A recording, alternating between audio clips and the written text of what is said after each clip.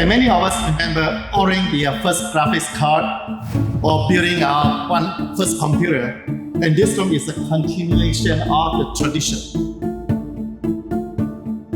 This space is not only the role of PCs, it's a place to learn, it's a place to play. It's vibrant. This is amazing. It's absolutely so great to be here to celebrate Intel Gamer Days with a lot of other content creators.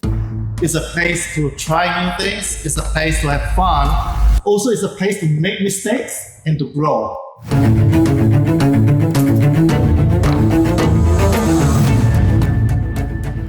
And Anthony said, look, I want the next generation of gamer to be able to walk in a community where I know they don't have it today, and I want them to be able to experience it.